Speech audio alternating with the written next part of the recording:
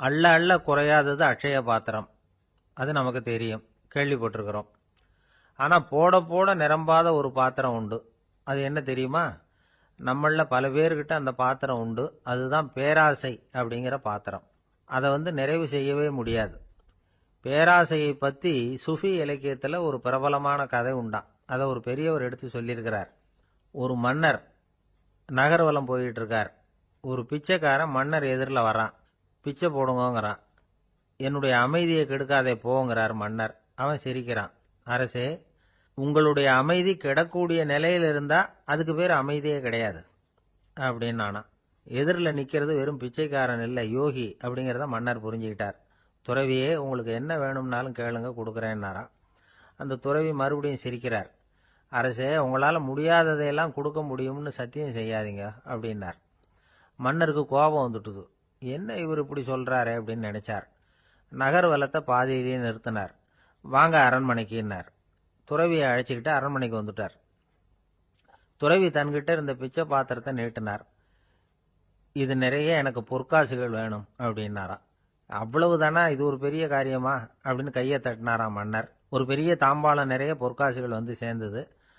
அதை அள்ளி போட்டார். போட போட அந்த பிச்சை பாத்திரம் நிரம்பவே இல்லை. பொற்காசுகள் போட போட அவ்வளவையும் உள்ளே வாங்கிக்கிட்டே இருக்குது. அரசாங்க கஜானாவே காலி ஆகிட்டுது. மூட்டை மூட்டையாக பொற்காசுகளை கொட்டி பார்த்துட்டாங்க. அது முழுங்கிக்கிட்டே இருக்குது. கடைசி வரைக்கும் அந்த பிச்சை பாத்திரம் நிரம்பவே இல்லை. அரசர்கிட்ட இருந்த கர்வம் போயிட்டுது. அப்படியே பொத்துன்னு துறவி காலில் விழுந்தார். அப்போ அந்த துறவி சொன்னாராம், மன்னா, இந்த பிச்சை பாத்திரத்தை உங்களால் மட்டும் இல்லை, வேற யாராலையும் நிரப்ப முடியாது. அதுக்கு என்ன காரணம்னா, இது சாதாரண பிச்சை பாத்திரம் இல்லை, பேராசைகளோடு வாழ்ந்து செத்துப்போன ஒரு மனிதனின் மண்டை ஓடுது அப்படின்னாராம். பாருங்க, இதுதான் அந்த சுஃபி இலக்கிய கதை. செத்த பிறகும் நிறைவு இல்லைன்னா அது எப்பேற்பட்ட பேராசையாக இருக்கும்னு யோசிச்சு பார்த்துங்க. நம்மால் ஒருத்தர் கல்யாணம் பண்ணிக்க பொண்ணு பார்த்துக்கிட்டு இருந்தார். அழகு, அறிவு, படிப்பு எதுவும் தேவையில்லை, பணம் மட்டும் இருந்தால் போதும் அப்படின்னு பார்க்குறவங்க கிட்டெல்லாம் சொல்லி வச்சார். ரொம்ப நாளைக்கு அப்புறம் ஒரு பணக்காரர் கிடைச்சார். அவர் சொன்னார், இதை பாருங்க, எனக்கு 20 வயசில் ஒரு மகள். அவளை நீங்கள் கல்யாணம் பண்ணிக்கிட்டா 2 லட்சம் பணம் கொடுப்பேன். 25 வயசில் ஒரு பொண்ணு. அவளை கல்யாணம் பண்ணிக்கிட்டா 2.5 லட்சம் தருவேன். 30 வயசில் ஒரு பொண்ணு இருக்கா. அவளை கல்யாணம் பண்ணிக்கிட்டா 3 லட்சம் தருவேன். என்ன சொல்கிற அப்படின்னாராம். இவன் கொஞ்ச நேரம் யோசிச்சு பார்த்துருக்கான். அதுக்கப்புறம் மெதுவாக அவரை நிமிர்ந்து பார்த்து, ஏன் சார், உங்ககிட்ட 50 வயசில் ஏதாவது பொண்ணு இருக்கா அப்படின்னு கேட்டானான். ஒரு தெருவில் சில சிறுவர்கள் விளையாடிக்கிட்டு இருந்தாங்க. ஏதோ ஒரு உயரமான கல்லை நடுத்தெருவில் வச்சு அதை சுற்றி சுற்றி ஓடி வந்துக்கிட்டு இருக்கிறாங்க. அது என்ன விளையாட்டோ அவங்களுக்கு தான் தெரியும். கொஞ்ச நேரம் அப்படி விளையாடிக்கிட்டு இருந்தவங்க விளையாடி முடிச்சதும் அந்த கல்லை நடுத்தெருவில் அப்படியே விட்டுட்டு அவங்கவுங்க வீட்டுக்கு ஓடி போட்டாங்க. அதுக்கப்புறம் அந்த வழியாக 2 பெண்கள் பேசிக்கிட்டே வந்தாங்க. பேச்சு சுவாரஸ்யத்தில் நடுத்தெருவில் இருந்த அந்த கல்லை கவனிக்கல. காலில் இடிச்சுட்டுது. லேசாக ரத்தம் வந்துட்டுது. வலி தாங்கலை. காலில் இடிச்சுக்கிட்ட பொண்ணு திட்ட ஆரம்பிச்சுட்டுது. வர வர ஊர் உலகம் ரொம்ப கெட்டு போச்சு, யாருக்கும் பொறுப்பே கிடையாது பாரு, இப்படி நடுத்தருவில் பொறுப்பு இல்லாமல் இப்படி கல்லை போட்டு வச்சிருக்கிறாங்களே, இது நியாயமா அப்படின்னு சொல்லி இந்த சமூகத்தை கடுமையாக விமர்சனம் பண்ணிக்கிட்டு அவங்க போயிட்டாங்க. கொஞ்ச நேரம் கழித்து ஒரு வாலிபன் அந்த வழியாக வந்தான். அந்த கல்லை பார்த்தான், நின்னான். ஒரு நிமிஷம் யோசனை பண்ணான். என்ன பண்ணலாம்னு பார்த்தான். தன்னுடைய வீரத்தையும் பலத்தையும் காட்டணும்னு நினைச்சான். பின்னாடி போனான். அப்புறம் வேகமாக ஓடி ஒரு சின்ன ஹை ஜம்ப், அப்படியே துள்ளி குதிச்சான். துள்ளி குதிச்சு தாண்டி அந்த பக்கமாக போய் விழுந்தான். அப்படியே விசில் அடிச்சுக்கிட்டு அவன் பாட்டுக்கு நடந்து போகிறான். அடுத்தபடியாக ஒரு காதல் ஜோடி அந்த வழியாக வந்தது. நடுத்தெருவில் கல் கண்ணில் பட்டது. அவங்க 2 பேரும் ரொம்ப நெருக்கமாக சேர்ந்து வந்துக்கிட்டு இருக்கிறாங்க. நடுவில் கல் இருக்கிறதுனால கொஞ்ச நேரம் 2 பேரும் விலகி மறுபடியும் இந்த பக்கம் சேர்ந்து போகணும். கொஞ்ச நேரம் நாம் பிரிய வேண்டி இருக்குதே அப்படின்னு வருத்தத்தோட முணுமுணுத்துக்கிட்டே இந்த பக்கம் வந்தாங்க. அதுக்கப்புறம் வழக்கம் போல சேர்ந்து அவங்க பாட்டுக்கு எதிர்காலத்தை பற்றி கற்பனை பண்ணிக்கிட்டே போயிட்டாங்க. கடைசியாக அந்த வழியாக பார்வை இல்லாத ஒருத்தர் வந்துக்கிட்டு இருக்கார். அவர் கையில் வழக்கமாக வச்சிருக்கிற அந்த ஊன்றுகோல், கையில் இருக்கிற அந்த ஊன்றுகோலால் தனக்கு முன்னாடி அப்படியும் இப்படியும் அப்படியே தட்டிக்கிட்டு பார்த்துக்கிட்டே அவர் மெதுவாக நடந்து வந்துக்கிட்டு இருக்கிறார். வழியில் இருக்கிற அந்த கல் தட்டுப்பட்டுது. உடனே நடுத்தெருவில் ஒரு கல் இருக்குங்கிறத அவர் புரிஞ்சுக்கிட்டார். உடனே குனிஞ்சார். அந்த கல்லை தடவி பார்த்து எடுத்தார். தெரு ஓரமாக கொண்டுட்டு போய் போட்டார். அதுக்கப்புறம் அவர் பாட்டுக்கு அவர் வழியில் நடந்து போனார். இப்போ இதில் பல பேர் வந்தாங்க போனாங்க. இவங்களில் பார்வை உள்ளவங்க யார், பார்வை இல்லாதவங்க யார்? இப்படி ஒரு கேள்வி கேட்டால் என்ன பதில் சொல்ல முடியும்? கொஞ்சம் யோசிச்சு பார்த்தா இன்னைக்கு பல பேர் இப்படி தான் இருந்துகிட்டு இருக்கிறோம். ஒரு ஆள் பார்க்கறதுக்கு பெரிய மனுஷன் மாதிரி இருக்கார். ஒரு தெரு வழியா நடந்து வந்துகிட்டு இருந்தார். இருட்டு நேரம். வழியில ஒரு பெரிய கல்லு கிடந்தது, கருங்கல்லு. பார்த்தார். கொஞ்ச நேரம் யோசிச்சார். போய் தூக்கி பார்த்தா ரொம்ப கனமா இருந்தது. இன்னொரு ஆள் சேர்ந்தாதான் தூக்க முடியும். இவர் உடனே ரோட்டோரமா போய் ஒரு மரத்தடியில உட்காந்துக்கிட்டார். ரெண்டு பக்கமும் பார்த்துக்கிட்டே இருக்கார், யாராவது வர்றாங்களான்னு. கொஞ்ச நேரத்துல ஒருத்தர் வந்தார். இவருக்கு தெரிஞ்சவர். என்னங்க இந்த நேரத்துல இங்க உட்காந்துருக்குறீங்கன்னு கேட்டார் அவர். அதோ அந்த கருங்கல் அப்படின்னு சுட்டி காட்டினார். ஓ, அதை தூக்கி ஓரமா போடணுமா? வாங்க ரெண்டு பேரும் தூக்கலான்னார் வந்தவர். நான் அதுக்காக உட்காந்துருக்கலேன்னார் இவர். பின்ன வேற எதுக்காகன்னார் அவர். ஒரு மனுஷன் கருங்கல்லில் காலை இடிச்சுக்கிட்டான்னா எப்படி துள்ளுவான்னு பார்க்கணுங்கிறது எனக்கு ரொம்ப நாளாக ஒரு ஆசை. அதுக்காக தான் உட்காந்துருக்கிறேன் அப்படின்னாராம். ஒரு பெரியவர் உட்காந்துருக்கிறார். அவரை சுற்றி அவருடைய தோழர்கள் உட்காந்துருக்கிறாங்க. ஏதோ ஒரு முக்கியமான செய்தியை அவர் அவங்களுக்கு சொல்லிகிட்டு இருக்கிறார். அவங்களும் ஆர்வமாக கேட்டுக்கிட்டு இருக்கிறாங்க. இந்த சமயத்தில் யாரோ ஒரு ஆள் வேகமாக அங்கே வர்றார். வர்ற வேகத்திலேயே எனக்கு ஏதாவது உதவி செய்யுங்க அப்படின்னு கேட்டுக்கிட்டே வர்றார். கேட்கறது உதவி, ஆனால் குரல் மிரட்டுறது மாதிரி இருக்கு, அதட்டி கேட்கறது மாதிரி இருக்கு.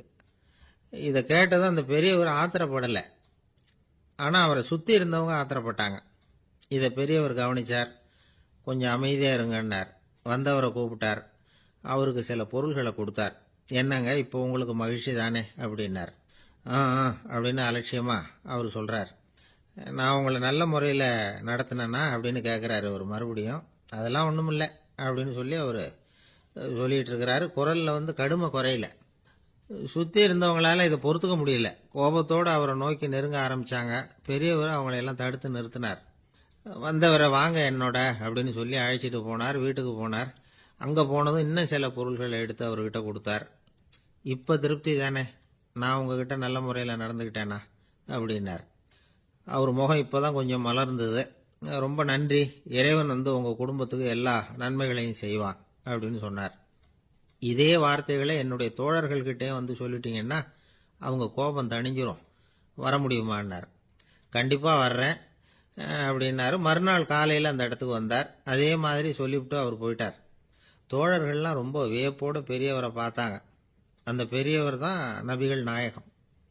அவர் சொன்னார், ஒருத்தன் ரொம்ப ஆசையாக ஒரு ஒட்டகத்தை வளர்த்துக்கிட்டு வந்தான். ஒரு நாள் அந்த ஒட்டகம் கயத்தை அறுத்துக்கிட்டு ஓடி போயிட்டுது.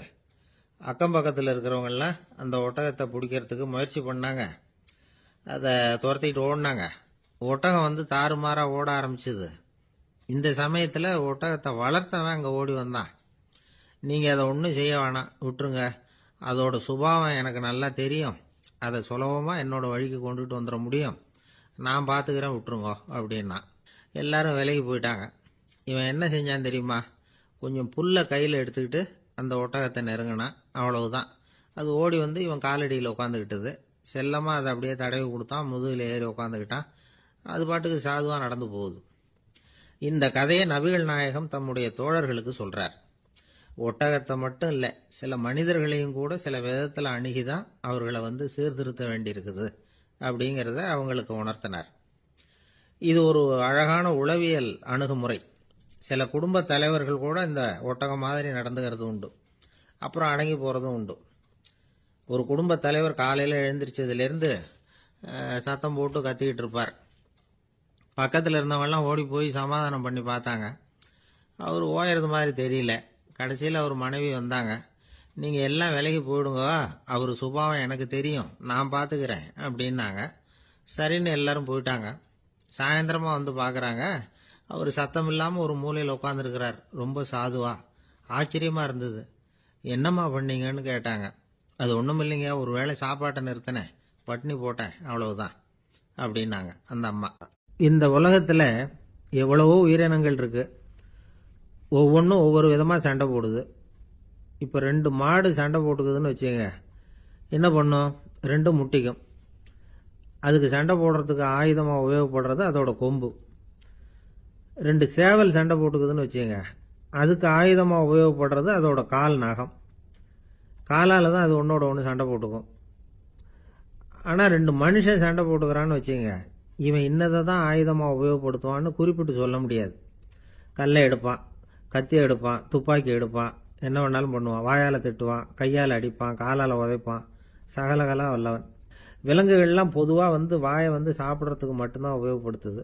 ஆனால் இவனுக்கு சாப்பிட்றதுக்கும் அதுதான், சாப்பிட்டு விட்டு திட்டுறதுக்கும் அதுதான். ஆனால் ஒரு விஷயத்தில் மட்டும் கெட்டிக்கிறேன். அதாவது நாம் சண்டை போட்டுக்கிட்டாலும் பரவாயில்லை, கோழிகள் சண்டை போடாமல் இருக்கணும் அப்படின்னு ஆசைப்படுறான். எதுக்காக? கோழிகள் சண்டை போடாமல் இருந்தால் நிறைய முட்டைகள் போடுமா, அதுக்காக தான் இந்த அக்கறை. கோழி பண்ணை வச்சிருக்கிறவங்களுக்கு இது ஒரு பெரிய பிரச்சனை. அதாவது பண்ணையில் இருக்கிற கோழிகளுக்குள்ளே அடிக்கடி சண்டை வந்துடும். அதனால் முட்டை உற்பத்தி குறைஞ்சிரும். சரி, இதுக்கு என்ன பண்ணுறது? பண்ணையில் போய் உட்காந்துக்கிட்டு தினமும் பஞ்சாயத்து பேசிகிட்டு இருக்க முடியுமா? அமெரிக்காவில் கோழி பண்ணை வச்சிருக்கிற ஒருத்தர் இதை பற்றி யோசனை பண்ணி பார்த்தாராம். ஒரு வழியையும் கண்டுபிடிச்சிருக்கார். கோழிக்கெல்லாம் மூக்கு கண்ணாடி மாட்டி விட்டுட்டோம்னா அது சண்டை போடுற குணம் குறைஞ்சிரும், முட்டை அதிகமாகிடும். அந்த கண்ணாடியில் உள்ள லென்ஸு சிவப்பு நிறத்தில் இருக்கணும், அவ்வளவுதான் அப்படின்னு அவர் கண்டுபிடிச்சாராம். இது ஏற்கனவே நடைமுறையில் கண்டுபிடிக்கப்பட்ட ஒரு விஷயம்.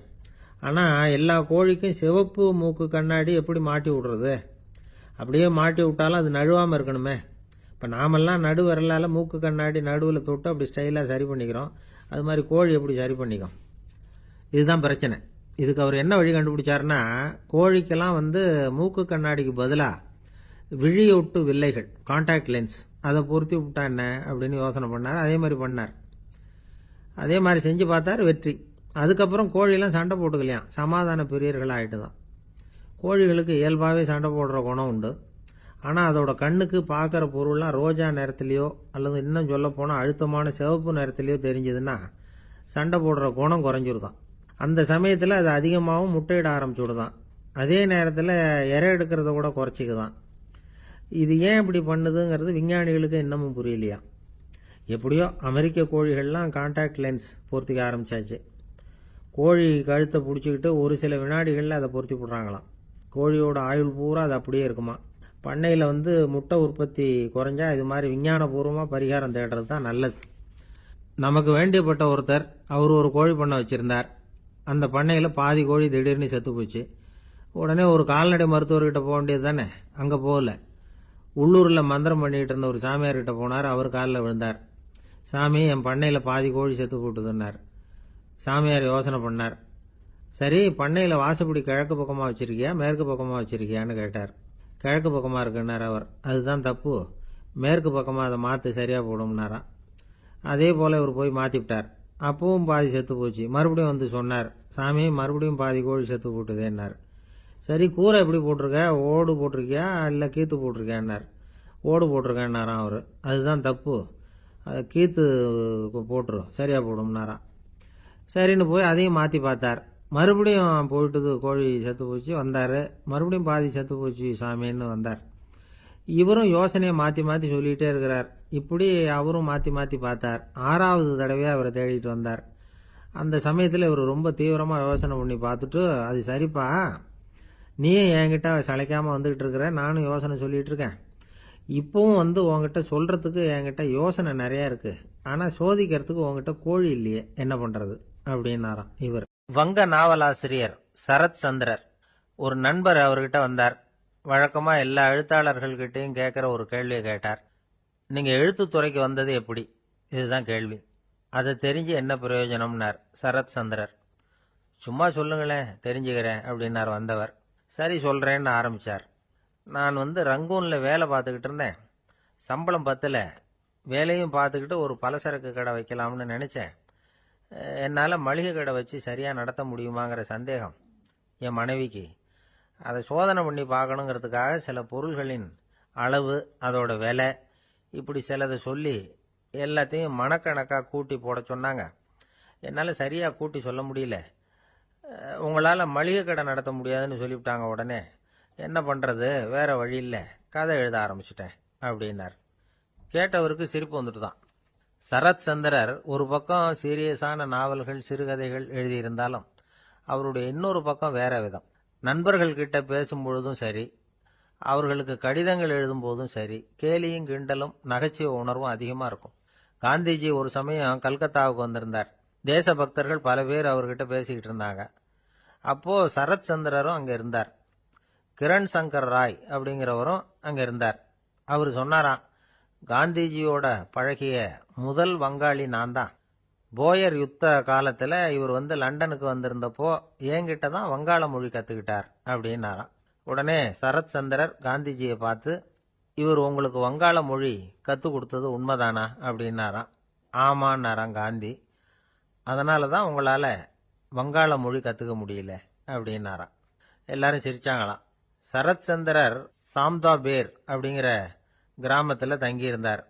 ஒரு இலக்கிய நிகழ்ச்சியில கலந்துக்கிறதுக்காக. அதுக்காக ஒரு கல்கத்தாவுக்கு போக வேண்டிய சூழ்நிலை. அதுக்காக புறப்பட்டார். அந்த சமயத்தில் பின்னாடி இருந்து யாரோ அவரை கூப்பிட்டாங்க. இப்படி கூப்பிட்டவரை பார்த்து இன்னொருத்தர் யாரோ அதட்டி இருக்கிறாங்க. போகிறவரை ஏன் இப்படி கூப்பிடுறீங்க அப்படின்னு. ஏன் கூப்பிட்டா என்னன்னு கேட்டிருக்கார் சரத் சந்திரர். புறப்படுறவங்கள பின்னாடி இருந்து கூப்பிடுறது அபசகனம், போகிற இடத்துல ஏதாவது ஆபத்து வரலாம் அப்படின்னு அதுக்கு விளக்கம் கொடுத்துருக்கிறார் அவர். உடனே சரத் சந்திரர் சொன்னாராம், இதோ இவங்க என்ன இலக்கிய கூட்டத்துக்கு அழைச்சிட்டு போறாங்களே, இதை விட வேற என்ன ஆபத்து வந்துட போகுது அப்படின்னாராம். இப்படி சரத் சந்திரருக்கு இயல்பாவே நகைச்சுவை உணர்வு உண்டு. அவருடைய நண்பர் ஒருத்தர் வீட்டுக்கு கூப்பிட்டு இருந்தார். அங்க ஒரு கச்சேரிக்கு ஏற்பாடு பண்ணியிருந்தாங்க. சரத் சந்திரருக்கு இயல்பாவே கச்சேரியில நீண்ட ஆலோசனையெல்லாம் கேட்கறதுக்கு பொறுமை இருக்காது. அதனால மெதுவா பாட போறவர் எப்படி அப்படின்னு கேட்டிருக்கார். அவருக்கு ரொம்ப நல்லா பாட தெரியும் அப்படின்னு சொல்லியிருக்கிறாங்க. அதுக்கு சரத் சந்திரர், பாட தெரியுங்கிறது சரி, பாட்டை நிறுத்த தெரியுமா அதை சொல்லுங்க முதல்ல அப்படின்னாராம். என்னுடைய நண்பர் ஒருத்தர் ஆழ்ந்த சிந்தனையில் இருந்தார். என்ன யோசனை பண்றீங்கன்னு கேட்டேன். தலைவர் ஆகணும்னு பார்க்குறேன், அதுதான் என்ன வழின்னு யோசிச்சுக்கிட்டு இருக்கேன்னார். நான் கூட அது மாதிரி யோசிச்சு பார்த்தேன். அதுக்கப்புறம் அந்த யோசனையை கை விட்டுட்டேன் அப்படின்னோம். ஏன்னு கேட்டார். அதுக்கான தகுதிகள் நமக்கு இல்லைங்கிறது புரியுது. அது நமக்கு புரியறத விட நம்ம விட மற்றவங்களுக்கு நல்லா புரிஞ்சு போச்சு. அதனால பேசாம கம்முன்னு இருந்துடுறது தான் நல்லது அப்படின்னோம். தலைவர் ஆகிறதுக்கு தகுதிகள் வேற உண்டோ அப்படின்னு கேட்டார். அவர் யதார்த்தமாக தான் கேட்குறார். நாங்கள் உடனே எங்ககிட்ட இருந்த ஒரு புஸ்தகத்தை எடுத்து அவர்கிட்ட கொடுத்தோம். படித்து பாருங்கன்னு. தலைவர் ஆகிறதுக்கு என்ன வழி அப்படிங்கிறத பற்றி அதில் போட்டிருக்கிறாங்க.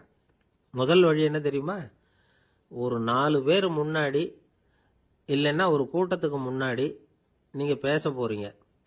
அப்போ எப்படி ஆரம்பிக்கணும்னா, உண்மையான புகழ்ச்சி, நேர்மையான பாராட்டு, இதோடு ஆரம்பிக்கணும். எடுத்ததுமே அது சரியில்லை இது சரியில்லைன்னு பேசிகிட்டு இருக்கக்கூடாது. மக்களை பார்த்து நீங்கள் தான் தப்பு பண்ணிவிட்டீங்க அப்படின்னு நேரடியாக சொல்லக்கூடாது. தவறு இருந்தாலும் அதை மறைமுகமாக ஏதாவது கதை சொல்லி அதிலிருந்து அவங்க புரிஞ்சுக்கிற மாதிரி செய்யணும். அடுத்தவங்க பண்ண தப்பு என்னன்னு அலசறதுக்கு முன்னாடி நீங்கள் பண்ணின தப்பு என்னங்கிறத பற்றியே பேசுங்க. எதுக்கும் நேரடியாக உத்தரவு போட்டுக்கிட்டு இருக்கக்கூடாது. இதை நீங்கள் செய்யணும் அப்படின்னு சொல்கிறதுக்கு பதிலாக நீங்கள் இப்படி செஞ்சால் எப்படி இருக்கும் அப்படின்னு கேள்வி மாதிரி கேட்கணுமா. இப்படி கேட்டால் அது உத்தரவு மாதிரி தெரியாதான். அடுத்தவங்க மரியாதையை காப்பாற்றுறது மாதிரி பேசணுமா. உங்கள் பேச்சு இன்னொருத்தரை அவமானப்படுத்துறது மாதிரி இருக்கக்கூடாதான். ஏண்டா இவங்கிட்ட போய் மாட்டிக்கிட்டோம்னு யாரும் நினச்சிடக்கூடாது. ஒவ்வொரு சின்ன வளர்ச்சியையும் பாராட்டணும். வெற்றி சாதாரணமாக இருந்தாலும் பாராட்டாமல் இருந்துடக்கூடாது. பாராட்டும் பொழுது தாராளமாக இருக்கணும். குறை சொல்லும் பொழுது கவனமாக இருக்கணும். வாய்க்கு வந்தபடி பேசிவிட்டா அதுக்கப்புறம் வகையாக மாட்டிக்கிட்டு முழிக்க வேண்டியிருக்கும். நீங்கள் பேசுறது இன்னொருத்தருக்கு ஒரு கௌரவத்தையும் மரியாதையும் உண்டு பண்ணுறது மாதிரி இருக்கணும். நீங்கள் பேசுறது அடுத்தவங்களுக்கு இருக்கிற கொஞ்ச நெஞ்ச மரியாதையும் எடுத்து விடுறது மாதிரி இருக்கக்கூடாது. உங்கள் பேச்சை கேட்டால் கேட்குறவங்களுக்கு ஒரு ஊக்கம் வரணும், உற்சாகம் வரணும். தவறு எதுவாக இருந்தாலும் அதை சுலபமாக திருத்திக்கலாம், சரி பண்ணிக்கலாங்கிறது மாதிரி இருக்கணும் உங்கள் பேச்சு. அடுத்தவங்களை சந்தோஷப்படுத்துங்க. உங்கள் யோசனையை கேட்டு நடந்துக்கிறதுனால அந்த சந்தோஷம் அவங்களுக்கு கிடைக்கணும். இந்த தகுதியெல்லாம் உங்ககிட்ட இருந்தால் நீங்கள் ஒரு சிறந்த தலைவராகலாம் அப்படின்னு அந்த புஸ்தகத்தில் போட்டிருக்குது. இந்த காலத்தில் தலைவர் ஆகிறதுக்கு வேற சில தகுதிகள்லாம் கூட தேவைப்படுது. ஒரு புள்ள தன்னுடைய அப்பா கிட்ட, அப்பா உன்ன மாதிரியே நானும் அரசியலில் சேரணும், தலைவர் ஆகணும்னு ஆசைப்படுறேன், இன்னையிலேருந்து எனக்கு அரசியல் பாடம் கற்றுக் கொடு அப்படின்னு கேட்டிருக்கான். அவரும் சரின்னு சொல்லிவிட்டு ஒரு பெரிய ஏணி எடுத்துகிட்டு வந்தாராம். ஒரு செவுத்தில் சாத்தினார். இந்த ஏணியில் ஏறி உயர போய் அங்கே பரன் மேலே இருக்கிற ஒரு புத்தகத்தை எடுத்துகிட்டு வாடான் இருக்கார் மகனை பார்த்து. அப்பா ஏணி ரொம்ப உயரமாக இருக்குது, நீ ஜாக்கிரதையாக இதை பிடிச்சிக்கோ, நான் ஏறி போகிறேன் அப்படின்னு நான் பையன். பயப்படாத, நான் பார்த்துக்கிறேன்னாரு அப்பா. பையன் ஏணியில் ஏறினா உச்சிக்கு போனதும் அப்பா கையை எடுத்துட்டார். ஏணி அப்படியே சரிஞ்சுட்டுது. பையன் பொத்துன்னு கீழே விழுந்துட்டான். இடுப்பு பிடிச்சிக்கிட்டு எழுந்திரிச்சான். என்னப்பா இது, இப்படி என்னை ஏற விட்டுட்டு கையை விட்டுட்டியே, இப்படி கை விடலாமா அப்படின்னு கத்தியிருக்கான். அப்பா நிதானமாக சொன்னாராம், அவசரப்படாதேப்பா, அரசியலில் இதுதான் முதல் பாடம், பெத்த அப்பனா இருந்தாலும் அவனை நம்பாதே அப்படின்னு உபதேசம் பண்ண ஆரம்பிச்சாராம். ஒருத்தர் இருக்கார், நல்ல உத்தியோகத்தில் தான் இருக்கிறார். ஆனால் எப்போ பார்த்தாலும் முகத்தை வெறுப்பாக வச்சிருப்பார். அப்படியே வருவார் போவார். ஏன் சார் இப்படி இருக்கிறீங்க அப்படின்னு விசாரித்தோம். ஏன்டா இந்த வேலைக்கு வந்தோம்னு இருக்கு சார் அப்படின்னார். உங்கள் வேலை உங்களுக்கு பிடிக்கலையா அப்படின்னு கேட்டோம். இல்லைன்னார். இப்படிப்பட்டவங்க வெற்றிகரமான வாழ்க்கை வாழ முடியாது. இது நிபுணர்கள் கருத்து. வேலையை நேசிக்க தெரிந்தவர்கள் வெற்றி பெறுவார்கள் அப்படிங்கிறாங்க அவங்க. எந்த துறையாக இருந்தாலும் சரி, அந்த துறையில் வெற்றிகரமாக இருக்கிறவங்கள விசாரித்து பாருங்கள். எனக்கு என்னுடைய வேலை ரொம்ப பிடிக்கும் அப்படின்னு சொல்கிறவங்களாக தான் இருப்பாங்க. அப்படி இருந்தால் தான் அது வெற்றிகரமாக இருக்க முடியுது அவங்களால. ஒருத்தனுக்கு பிடித்தமான பொழுதுபோக்கே அவனுடைய தொழிலாக இருந்துட்டுதுன்னா அவனை மாதிரி கொடுத்து வச்சவன் வேற யாரும் இல்லை அப்படிங்கிறார் பெர்னாட் ஷா.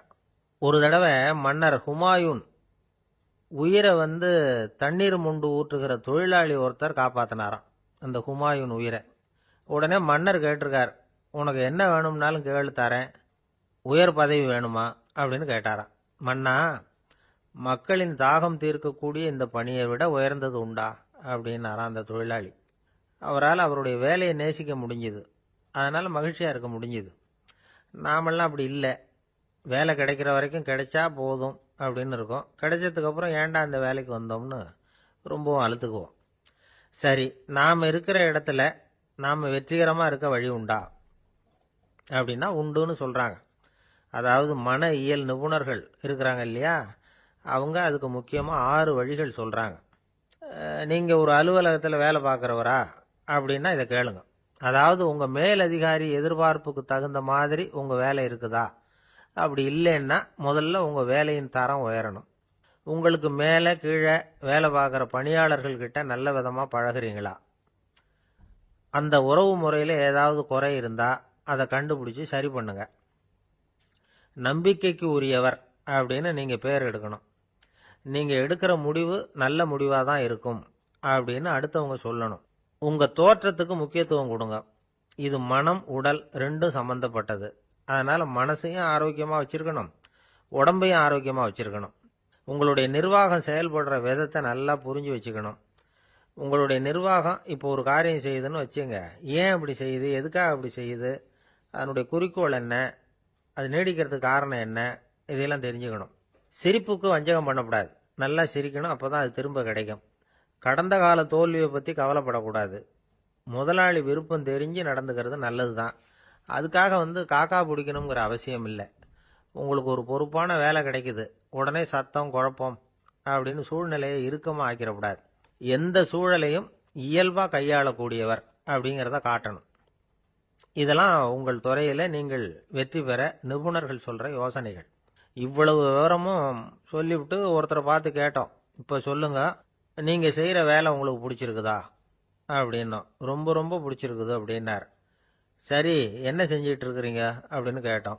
சும்மா தான் இருக்கிறேன் அப்படின்னார் அவர். அவர் ஒரு பெரிய குடும்பத்தில் பிறந்தவர். இருக்கிற சொத்துக்கள் எல்லாத்தையும் வாரி வழங்கிவிட்டு காட்டுக்கு புறப்பட்டார் தவம் செய்யறதுக்காக. இருந்தது பூராவும் கொடுத்துட்டார். இனிமே எதுவுமே இல்லை கொடுக்கறதுக்கு. அப்போது கடைசியாக ஒருத்தன் கையை நீட்டினான். ஐயா, ஏதாவது கொடுங்கன்னா. அவர் பார்த்தார். கட்டியிருக்கிற வேட்டியை தவிர வேற எதுவுமே இல்லை. 8 முழம் பட்டு வேட்டி, ஜரிகை கரையோடு இருக்குது. கடைசியாக அதை தான் எடுத்து கட்டிக்கிட்டு அவர் புறப்பட்டுக்கிட்டு இருக்கிறார். அவர் பார்த்தார், எதிரில் அவன் பரிதாபமாக நின்றுக்கிட்டு இருக்கிறான். அந்த 8 முழ வேட்டியை 2ஆக கிழிச்சார். 4 முழத்தை அவங்ககிட்ட கொடுத்துட்டு மீதி 4 முழத்தை தன்னுடைய இடுப்பில் கட்டிக்கிட்டு அவர் காட்டுக்கு போயிட்டார். இவன் என்ன பண்ணான் தெரியுமா? கையில் கிடைச்ச 4 முழத்தை எடுத்துக்கிட்டு கடை வீதிக்கு போனான். பழைய பட்டு வேட்டி ஜருகை இதெல்லாம் விலைக்கு வாங்குற வணிகர் ஒருத்தர் இருந்தார். அவர்கிட்ட போனான். இதை விலைக்கு எடுத்துக்கிறீங்களான்னு கேட்டான். அவர் வாங்கி பார்த்தார். ஆஹா, ரொம்ப அருமையான வேட்டி, விலை ஒசந்த ஜருகை, இது ஏது உனக்குன்னு கேட்டார். அவன் நடந்ததை சொன்னான். அப்படின்னா ஒன்று செய்ய, இந்த வேட்டியோட இன்னொரு பாதியையும் மெதுவாக வாங்கிட்டு வந்துரு, உனக்கு நிறைய பணம் தரேன் அப்படின்னார் அந்த வணிகர். இவன் கொஞ்சம் யோசனை பண்ணி பார்த்தான். கொஞ்சம் இருங்க தான் வந்து விடுறேன் அப்படின்னு சொல்லிவிட்டு நேராக காட்டுக்கு போனான். அவர் எங்கே இருக்காருன்னு தேடி கண்டுபிடிச்சான். அவர் ஒரு இடத்துல தவக்கோலத்தில் இருக்கிறார். கட்டியிருந்த இடைவேட்டியும் அவரை அறியாமலே நழுவி கீழே விழுந்து கிடக்குது. இவனுக்கு ரொம்ப வசதியாக போச்சு. அவரை கேட்க வேண்டிய அவசியமே இல்லை. மெதுவாக சத்தம் போடாமல் அடிமேல அடி வச்சு நெருங்கினான். அவர் கண்ணை மூடிக்கிட்டு அவர் பாட்டு நின்றுக்கிட்டு இருக்கார். இவன் மெதுவாக போய் கீழே கிடந்த அந்த துணியை எடுத்துக்கிட்டு சத்தம் போடாமல் திரும்பி நடந்தான். அப்படி கொஞ்சம் தூரம் நடந்திருப்பான். அப்படி ஓட ஆரம்பிக்கிற சமயத்தில் அவன் காலில் கீழே கிடந்த முள்ளு ஒன்று நறுக்குன்னு தச்சு விட்டுது. வலி தாங்க முடியாமல் அம்மான்னு கத்திவிட்டான். இந்த சத்தத்தினால கண்ணை மூடி நின்றுக்கிட்டு இருந்த அவர் தவம் கலைஞ்சிது. மெதுவாக கண்ணை திறந்து பார்க்கறார். தன் இடையில இருந்த வேட்டி அவன் கையில் இருக்கு.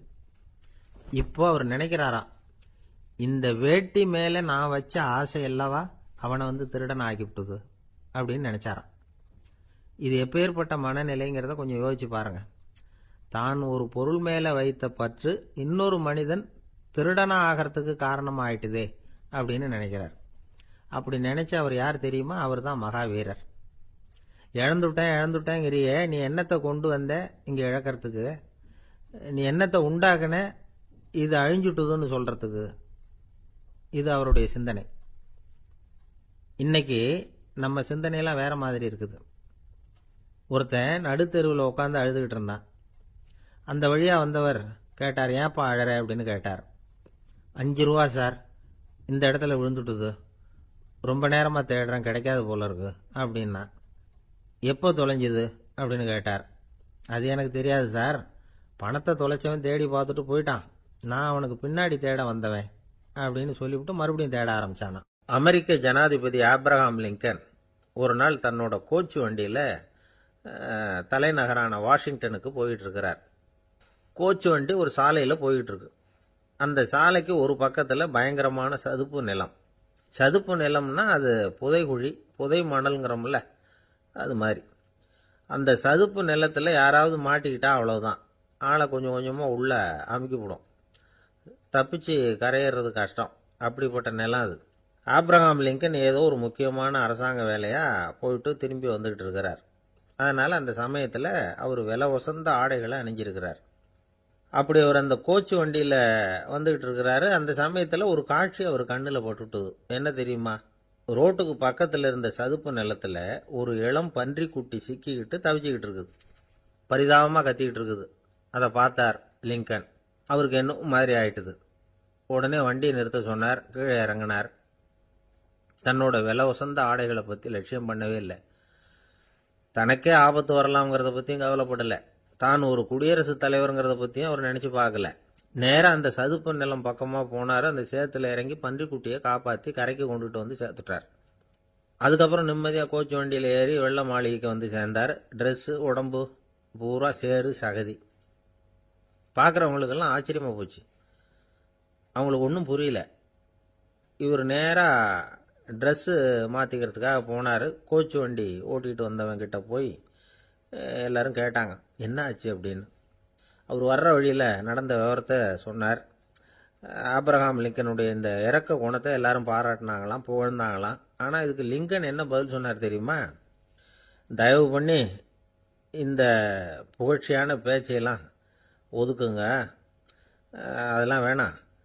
அந்த சின்ன பிராணி சகதியில் மாட்டிக்கிட்டு துடிச்சிக்கிட்டு இருந்தது, அதை பார்த்தேன். உடனே என்னுடைய இதயத்தில் ஒரு முள்ளு தைச்சது மாதிரி ஒரு உணர்வு. அந்த முள்ளை பிடுங்கி எறிஞ்சேன், அவ்வளவுதான். உண்மையில் அந்த பிராணிக்கு நான் வந்து உதவினேங்கிறத விட எனக்கு ஏற்பட்ட இன்னலை போக்கிட்டேன் அப்படிங்கிறது தான் உண்மை. அதுதான் பொருத்தம். அப்படி இருக்கிறப்போ இதில் புகழறதுக்கு என்ன இருக்குது அப்படின்னாராம் ஆப்ரஹாம் லிங்கன். எவ்வளவு யதார்த்தமான வார்த்தைகள் பாருங்க. இந்த காலத்தில் நம்மளையும் பல பேர் அப்படி உண்டு. நீச்சல் தெரியாத ஒரு ஆள் தண்ணியில் இறங்கிட்டான். தண்ணி ஆழம்ங்கிறது அப்புறமா தான் தெரிஞ்சுது. தத்தளிக்க ஆரம்பிச்சுட்டான். வாழ்னு கத்துறான். கரையில் நின்றுட்டு இருந்த ஒருத்தர் இதை பார்த்தார். உடனே அவருக்கு இதயத்தில் முள்ளு தைச்சது மாதிரி ஒரு உணர்வு. உடனே குபீர்னு தண்ணியில் பாஞ்சார். அவரை காப்பாற்றி கரைக்கு கொண்டுட்டு வந்து சேர்த்தார். இதை பார்த்துக்கிட்டு இருந்த இன்னொருத்தர் காப்பாற்றின அந்த ஆளை பாராட்டி புகழ்ந்தார். என்ன புகழாதீங்க சார் அப்படின்னார் அவர். ஏன்னு கேட்டார் இவர். நான் அந்த ஆளை ஏன் காப்பாற்றினேன் தெரியுமா? அவன் நேற்றுக்கு என்கிட்ட 300 ரூபா கடன் வாங்கியிருக்கிறான். இவன் தண்ணியில போட்டான்னா நான் கொடுத்த கடனும் தண்ணியில போடும். அதனால தான் விழுந்து காப்பாத்தினேன் அப்படின்னா அந்த ஆள். ஒரு இலக்கிய கூட்டம் ஏற்பாடு பண்ணியிருக்கிறோம், நீங்க அவசியம் வந்து அதில் பேசணும் அப்படின்னு கேட்டுக்கிட்டார் ஒருத்தர். வேணாங்க, 4 பேருக்கு முன்னாடி வந்து நிற்கிறதுனா எனக்கு ரொம்ப கூச்சமாக இருக்கும் அப்படின்னாரு இவர். ஏன் சார் இன்னமும் குழந்தை மாதிரி கூச்சப்படுறீங்களே அப்படின்னார் அவர். அவரை ஒரு மாதிரியாக சமாளித்து அனுப்பி வச்சுட்டு அதுக்கப்புறம் அதை பற்றி இவர் யோசிச்சு பார்த்துருக்கார். சில நிபுணர்கள் எழுதியிருக்கிறத படித்தும் பார்த்துருக்கிறார். மனோதத்துவ நிபுணர்கள் என்ன சொல்கிறாங்க தெரியுமா? 10லேருந்து 20% குழந்தைகள் பிறக்கிறப்பவே கூச்ச சுபாவம் கொண்டதாக தான் இருக்குதான். ஒரு தாத்தா தன்னோட பேர பிள்ளைய ஆசையாக கூப்பிடுறார் விளையாட்டு காட்ட, அதை அழுதுகிட்டு ஓடி போகுது. ஒரு அம்மா தன்னோட பிள்ளைய பள்ளிக்கூடத்தில் சேர்க்கறதுக்காக கூப்பிட்டுக்கிட்டு போகிறாங்க. அந்த புள்ள அம்மாவோட முந்தானையில் ஒளிஞ்சிக்கிட்டு வெளில வரமாட்டேங்குது. இவங்களெல்லாம் எப்படி சமாளிக்கிறது? குழந்தைகளோட கூச்ச சுபாவத்தை போக்குறது எப்படி? இதுக்கு நிபுணர்கள் சில யோசனைகளை சொல்லியிருக்கிறாங்க. மற்றவங்களுக்கு முன்னாடி என் பையனுக்கு கூச்சம் ரொம்ப அதிகம் சார், மற்றவங்க பார்த்தா ரொம்ப வெக்கப்படுறான், இப்படி சொல்கிற அப்பாக்கள் உண்டு. என் பையன் புது மனுஷால பார்த்தா அட்டையாக ஒட்டிக்குவான் சார் அப்படின்னு சொல்கிற அப்பாக்களும் உண்டு. இப்படிலாம் குழந்தைகளுக்கு வந்து முத்திரை குத்துறது ரொம்ப தப்பான். புதுசாக யாராவது வீட்டுக்கு வந்தால் குழந்தை தானாக தன்னோட கூச்சத்தையும் பயத்தையும் போக்கிக்கிட்டு சகஜமாக மாறி வர்றதுக்கு வாய்ப்பு கொடுக்கணுமா. ஒரு கூட்டத்துக்கோ அல்லது சொந்தக்காரங்க கல்யாணத்துக்கோ குழந்தைய அழைச்சிட்டு போகிறீங்க, அங்கே போய் கட்டாயப்படுத்தி குழந்தைய மற்றவங்க கிட்ட பேச சொல்லக்கூடாது. சில சமயம் குழந்தை தானாக தன்னுடைய கூச்ச சுபாவத்தை விட்டு பேசுறதுக்கு முன் வந்தால் அதை பாராட்டணும். குழந்தை கலகலப்பு இல்லாமல் மௌனமாக இருந்ததுன்னா அதையும் கண்டுக்கக்கூடாது. குழந்தை பேச ஆரம்பித்தா அதை ஆர்வத்தோடு கவனிக்க தெரியணும். கலந்து உரையாடுற பழக்கத்தை வீட்லேயே ஆரம்பிக்கலாம். கேட்டதுக்கு பதில் சொல் அப்படின்னு நீங்கள் அதிகாரம் பண்ணிகிட்டு இருக்கக்கூடாது. அது வந்து குழந்தைக்கு பேசுகிற சந்தர்ப்பத்தை குறைச்சிருமா. இப்போ நாம் அதிகாரம் பண்ணால் கேலி செய்கிற பழக்கம் குழந்தைகளை வந்து ரொம்ப பாதிச்சிருமா. பெரியவங்களானதுக்கு அப்புறமும் சில பேர் கூச்சத்தோடவும் பயத்தோடவும் இருக்கிறதுக்கு இதுதான் காரணம். சின்ன வயசில் அவங்கெல்லாம் ஏதாவது கேலிக்கு ஆளாகி இருப்பாங்க. 2வது குழந்தை மூத்த குழந்தைய வந்து கேலிக்கு ஆளாகிற சந்தர்ப்பங்களை கண்டு கேலி பண்ணினா அது இளம் நெஞ்சங்களை விட்டு நீங்கிறதே இல்லையா. எப்பவும் குழந்தையோட நடை உடை பாவனைகளை பற்றி சொல்லிக்கிட்டே இருக்கக்கூடாதான். அதுவே கூச்ச சுபாவத்தை கொண்டுட்டு வந்துருமா. அப்பா எங்கன்னு யாராவது கேட்டால் இது மாதிரி இன்ன காரியத்துக்காக வெளியில் போயிருக்கார், இத்தனை மணிக்கு திரும்பி வருவார் அப்படின்னு சொல்கிற அளவுக்கு குழந்தைகளை வந்து பழக்கப்படுத்தி வைக்கணும். ஃபோன்லேயே யாராவது விசாரித்தா கூட இது மாதிரி பதில் சொல்லு அப்படின்னு சொல்லணும். சின்ன சின்ன மீட்டிங்கில் 4 வார்த்தை பேச தயார் பண்ணலாம். ஒரு கடையிலையோ அல்லது ஹோட்டல்லையோ ஏதாவது விவரம் கேட்கணும்னா உங்கள் குழந்தைய தைரியமாக அனுப்புங்க. குழந்தைகள் பணிவாகவும் பொறுமையாகவும் விவரம் கேட்குறப்போ கூச்ச சுபாவம் தானாக போயிடும். சின்ன வயசுலேயே இப்படிலாம் பழக்கப்படுத்தினாதான் வருங்காலத்தில் தைரியமாக இந்த சமுதாயத்தில் வாழ முடியும். இல்லைன்னா 60 வயசுலேயும் அடுப்பங்கரையை விட்டு வெளில வர்றதுக்கு கூச்சப்பட்டுக்கிட்டு தான் இருக்க வேண்டியிருக்கும். இந்த காலத்து பிள்ளைங்க எவ்வளவோ பரவாயில்ல, எதுக்கும் தயங்குறதில்ல, கூச்சப்படுறதில்ல. ஒரு அம்மா அடுப்பங்கரையிலேருந்து சத்தம் போட்டாங்க, டேய் ராமு, தயவு பண்ணி அந்த டிவியை நிறுத்துறா, அந்த பெண்ணோட குரல் மகா மோசம், அடுப்பங்கரையில் இருக்கிற என்னாலேயே அதை சகிச்சிக்க முடியல அப்படின்னாங்களாம். உடனே பையன் கொஞ்சம் கூட தயங்காமல் பதில் சொல்கிறான், அம்மா இந்த குரல் டிவியிலேருந்து வரல, எதிர்த்த விட்டு மாமி தான் இங்கே வந்திருக்கிறாங்க, அவங்க தான் இப்போ என்னோட பேசிக்கிட்டு இருக்கிறாங்க அப்படின்னானா. ஐயா, உங்கள் பேரை தொடர்ந்து தினம் கேட்டுக்கிட்டு இருக்கிறேன் அப்படின்னார் ஒருத்தர். தொடர்ந்து கேட்குறீங்களே, உங்களுக்கு காது வலிக்கலையா அப்படின்னு கேட்டோம். பேசுகிற உங்களுக்கே வாய் வலிக்கல அப்படிங்கிறப்போ கேட்குற எங்களுக்கு எப்படி காது வலிக்கும் அப்படின்னார். நம்ம உடம்புல ஒரு அதிசயம் என்ன தெரியுமா? ரொம்ப நேரம் நாம் நடக்கிறோம்னு வச்சுக்கோங்க, கால் வலிக்கும். ரொம்ப நேரம் வேலை செஞ்சால் கை வலிக்கும், உடம்பு வலிக்கும். ரொம்ப நேரம் பார்த்துக்கிட்டே இருந்தால் கண்ணு வலிக்கும். ரொம்ப நேரம் பேசிக்கிட்டே இருந்தால் வாய் கூட வலிக்கும். ஆனால் ரொம்ப நேரம் கேட்டுக்கிட்டே இருக்கிறதுனால காது வலிக்கிறது இல்லை. அதனால் கேட்கறதுக்கு முக்கியத்துவம் கொடுத்தாங்க நம்ம பெரியவங்க. திருவள்ளுவர் வந்து தேவையில்லாமல் வார்த்தைகளை உபயோகப்படுத்த மாட்டார். ஒரு திருக்குறள்னு எடுத்துக்கிட்டாவே அதில் மொத்தம் 7 வார்த்தைகள், அவ்வளவுதான்.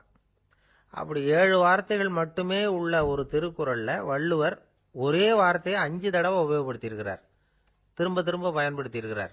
அப்படின்னா அதை எந்த அளவுக்கு வலியுறுத்தி சொல்கிறார் அப்படிங்கிறத நாம் புரிஞ்சுக்கணும். அது என்ன குறள்? செல்வத்துள் செல்வம் செவிச்செல்வம், அச்செல்வம் செல்வத்துள் எல்லாம் தலை. செவிச்செல்வம்ங்கிறது அவ்வளவு முக்கியமானது. கற்றலின் கேட்டல் நன்று. அதிகம் கேட்கணுங்கிறதுக்காகத்தான் எவ்வளவு கேட்டாலும் காது வலிக்கிறது இல்லை. குறைச்சலாக பேசணும், அதிகமாக கேட்கணும். இன்னொரு விஷயம் கவனிங்க. நம்ம உடம்புல கண்ணுக்கு மூடி இருக்குது, எதையாவது நாம் பார்க்க விரும்பலைன்னா உடனே கண்ணை மூடிக்கலாம். நம்ம வாய்க்கு மூடி இருக்குது, பேச விருப்பம் இல்லையா, வாயை மூடிக்கலாம். மூக்குக்கு கூட மூடிக்கிற வசதி இருக்குது, எதையாவது முகர விருப்பம் இல்லையா, மூச்சை அடக்கிக்கலாம். ஆனால் பாருங்க, காதுக்கு மூடி கிடையாது, அதை கையால் தான் மூட முடியும். யார் என்ன சொன்னாலும் அது நல்லதோ கெட்டதோ காதில் விழுந்துக்கிட்டு தான் இருக்கும். அறிவு தான் நல்ல விஷயங்களை எடுத்துக்கிட்டு கெட்ட விஷயங்களை விட்டுடணும். நல்ல கருத்துக்கள் நம்ம காதில் நிறைய விழுந்துக்கிட்டே இருக்கணும். அதை கேட்டு நாம் நல்லபடியாக வாழணுங்கிறது தான் படைப்பின் விருப்பம். ஆன்மீகவாதிகள் கூட ஒன்று சொல்லுவாங்க. அதாவது, ஆன்மீக பாதையில் நீங்கள் முன்னேறணும்னா முதல்ல சிரவணம் செய்யணும்பாங்க. அதாவது பெரியவங்க சொல்கிற நல்ல கருத்துக்களை கேட்கணும் அப்படின்னு அதுக்கு அர்த்தம். அதனால் யார் நல்ல கருத்துக்களை சொன்னாலும் அதை காது கொடுத்து கேளுங்க. இவ்வளவு கருத்துக்களையும் நம்ம நேயர் ஒருத்தர்கிட்ட சொல்லிகிட்டு இருந்தோம். அவரும் சரி சரின்னு தலையாடிக்கிட்டே இருந்தார். அப்புறம் சொன்னார், நீங்கள் சொல்கிறது சரிதான் சார், காதுக்கு மூடி இல்லைங்கிறது ரொம்ப சரி. அதனால தான் உங்கள் தகவல் கூட நாங்கள் விரும்புகிறோமோ இல்லையோ தினம் காதில் விழுந்துக்கிட்டு இருக்குது அப்படின்னார். எங்களுக்கு ரொம்ப பெருமையாக இருந்தது. அப்படியா அப்படின்னோம். ஆனாலும் என்ன மாதிரி சில பேர் நீங்கள் தகவல் சொல்கிற சமயத்தில் காதில் மூடி இல்லையேன்னு சொல்லி கவலைப்படுறதில்ல சார் அப்படின்னார். ஏன்னு கேட்டோம். காதை மூடுறதுக்கு தானே வசதி இல்லை, ரேடியோவை மூடுறதுக்கு வசதி இருக்குதுல்ல, அதனால் டக்குன்னு அதை மூடி வச்சுருவோம் அப்படின்னார். அம்மாக்காரங்களுக்கு அடிக்கடி ஏற்படுற கவலை ஒன்று உண்டு. அதாவது, குழந்தை சரியாக சாப்பிட மாட்டேங்குதே அப்படிங்கிற கவலை. இவங்கெல்லாம் ஒரு விஷயத்த நல்லா புரிஞ்சுக்கணும். குழந்தைகள்ங்கிறவங்க பெரியவங்க மாதிரி இல்லை. அவங்க கடிகாரத்தில் மணியை பார்த்துட்டு சாப்பிட்றதுக்கு உட்கார்ற ரகம் கிடையாது. பசிச்சா சாப்பிடுவாங்க, இல்லைன்னா விளையாடுவாங்க அல்லது தூங்குவாங்க. அது புரியாமல் அவங்கள கட்டாயப்படுத்தி அல்லது மிரட்டி சாப்பிட வைக்கிறது ரொம்ப தப்பு. ஒரு 8 மாத குழந்தைக்கு 3 மணி நேரத்துக்கு ஒரு தடவை பசிக்கும். அந்த நேரம் பார்த்து சாப்பாடு கொடுத்தா அடம் பண்ணாமல் அது பாட்டுக்கு சாப்பிட்றோம். அதே குழந்தைக்கு 1 வயசு ஆகிறப்போ 4 மணி நேரத்துக்கு ஒரு தடவை பசிக்கும். இந்த வயசில் இயற்கையாகவே பசி குறைஞ்சிருக்கும். அது புரியாமல் என் குழந்தை முன்னாடி மாதிரி இப்போ சரியாக சாப்பிட மாட்டேங்கிறான் அப்படின்னு சில பேர் டாக்டர்கிட்ட போய் சொல்லிக்கிட்டு இருப்பாங்க. இன்னொரு விஷயம், ஒரு குழந்தைக்கு வயசு அதிகமாகிற வேகத்துக்கு உடம்பு எடையும் அதிகமாகிக்கிட்டே போகாது. உடம்பு எடை அதிகமாகிற வேகம் குறைஞ்சிக்கிட்டே வரும். 6 மாத குழந்தைக்கு ஒரு வாரத்தில் 150 கிராம் எடை கூடும். ஒரு வயசில் வாரத்துக்கு 71 கிராம் எடை கூடும். இது புரியாமல் அதிகமாக சாப்பாட்டை கொடுத்து குழந்தைய கஷ்டப்படுத்தக்கூடாது. ஏன்னா அளவுக்கு மீறின உணவு அஜீரணத்தை உண்டு பண்ணிவிடும். குழந்தைக்கு ஒரு தட்டில் கொஞ்சமாக ஆகாரத்தை வச்சு கொண்டுகிட்டு போய் கொடுக்கணும். மலை மாதிரி குவிச்சு வச்சா அதை பார்த்ததுமே பசி அடங்கி போயிடும். அடித்து மிரட்டி பயமுறுத்தி குழந்தைய சாப்பிட வைக்கிற பழக்கம் இருக்குது பாருங்க, அதுக்கு ஃபுட் ஃபோர்ஸிங் அப்படின்னு பேர். இப்படி பண்ணுனா குழந்தைக்கு சாப்பாட்டில் விருப்பம் குறைஞ்சிரும், அதை கண்டாவே வெறுக்க ஆரம்பிச்சிடும். அது மாதிரி உளம் சார்ந்த பசி குறைவு, சைக்கோஜெனிக் அனோரெக்சியா, அது ஏற்படுமா. சாப்பாடுங்கிறதே ஒரு தண்டனை மாதிரி தோணும். குழந்தைகளுக்கு பிடிச்ச மாதிரியான ஆகாரத்தை கொடுக்கணும். சத்து அதிகம் இருக்குங்கிறதுக்காக அதுக்கு பிடிக்காத ஆகாரத்தை கொடுத்து கட்டாயப்படுத்தக்கூடாது. குழந்தைகளுக்கு 2 வயசு ஆகிறப்போ இயற்கையாகவே எதிர்மறை குணம் உண்டாகும். அதாவது அந்த எதிர்மறையாக பேசுறது. இது மாதிரி சமயங்களில் நாம் என்ன சொல்கிறோமோ அதுக்கு நேர்மாறாக நடந்துக்கும். ஏட்டிக்கு போட்டி. சாப்பிட சொன்னால் விளையாட போவோம், விளையாட சொன்னால் சாப்பாடு கேட்கும். இதை புரிஞ்சுக்கிட்டு நடந்துக்கணும். குழந்தை சொன்ன பேச்சை கேட்கலேன்னு கோவப்படக்கூடாது. குழந்தை வளர வளர பிடிவாத குணம் வர்றது சகஜம்.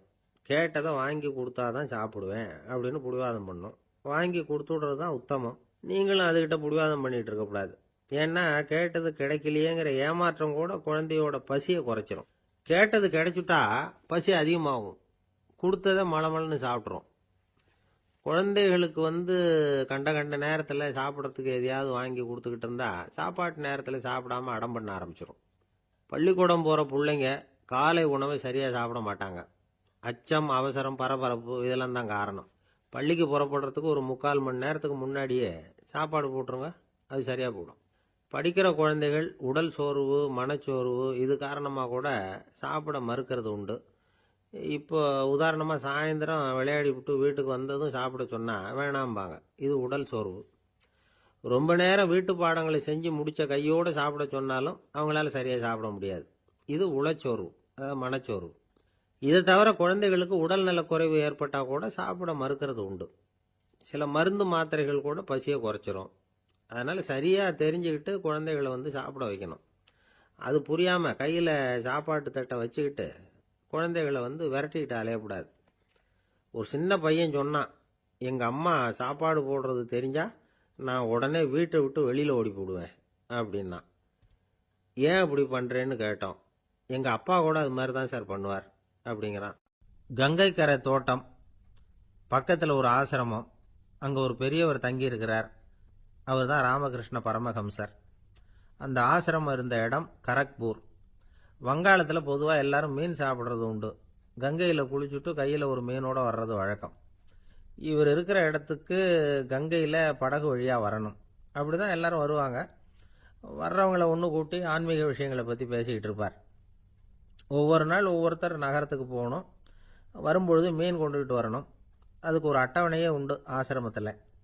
அது பிரகாரம் ஒரு நாள் சுவாமி யோகானந்தர் படகுல போனார்.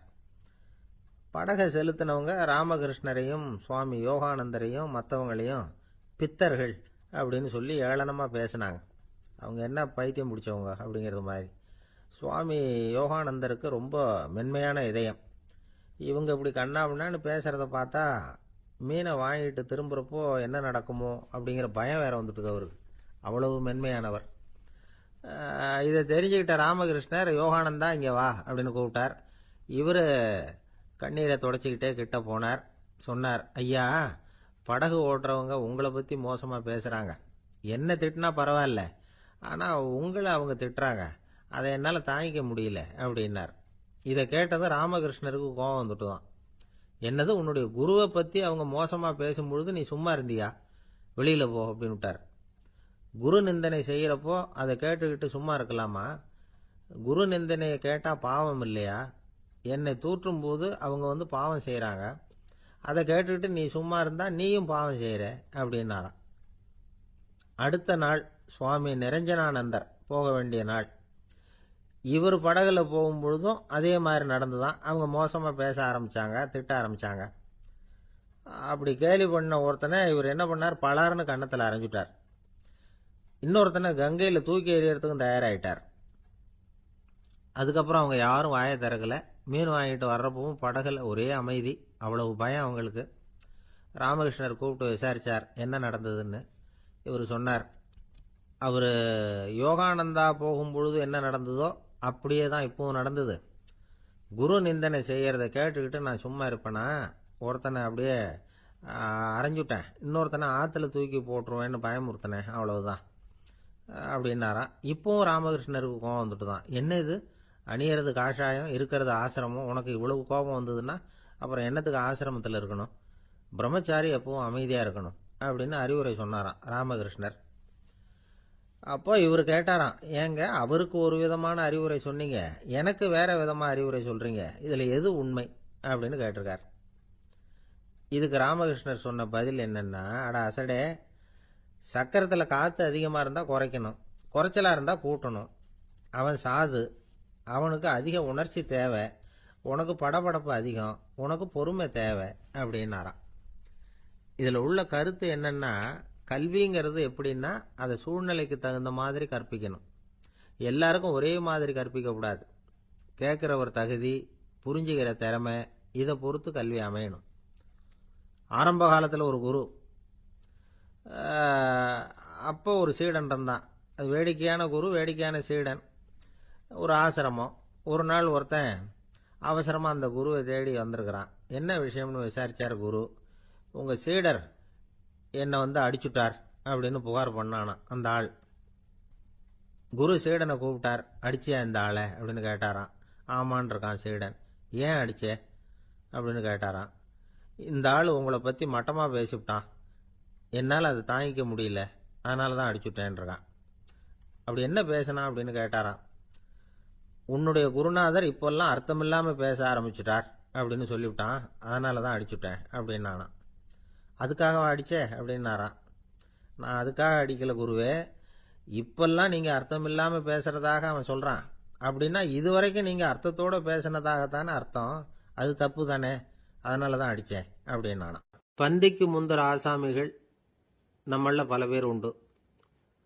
அப்படி முந்தறதுக்கு கூட முயற்சி பண்ணுறவங்க நிறைய பேர் இருக்கிறாங்க. இதில் என்ன ஒரு விஷயம்னா, பந்திக்கு முந்துறது கூட தப்பு இல்லை. ஆனால் அப்படி ஒரு விருந்தில் ஆளாக போய் உட்காந்து சாப்பிட்டா கூட வெளியில் வர்றப்ப என்ன பெரிய விருந்து வச்சுட்டான், சாம்பாரில் உப்பு இல்லை, ரசத்தில் காரம் இல்லை அப்படின்னு குறை சொல்லிகிட்டே வர்றது இருக்கு பாருங்க, அது சரியில்லை, நாகரிகமும் இல்லை. கல்யாண பத்திரிகையில் என்ன போட்டிருக்குது, என் பொண்ணுக்கும் இன்னார் பையனுக்கும் கல்யாணம், எல்லாரும் குடும்பத்தோடு வந்திருந்து மணமக்களை வந்து ஆசீர்வதிக்கணும், இப்படி தானே போட்டிருக்கோம். குடும்பத்தோடு வந்து விருந்து சாப்பிட்டு சாப்பாடு எப்படி இருக்குன்னு அபிப்பிராயம் சொல்லிவிட்டு போங்க அப்படின்னா போட்டிருக்கு கல்யாண பத்திரிகையில்.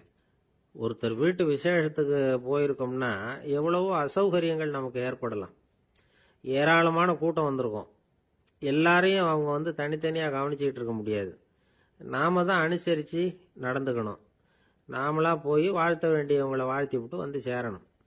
அதை விட்டுட்டு பத்திரிக்கை கொடுத்தானேன்னு போனேன், கவனிப்பே சரியில்லை அப்படின்னு புலம்பிக்கிட்டு இருக்கக்கூடாது.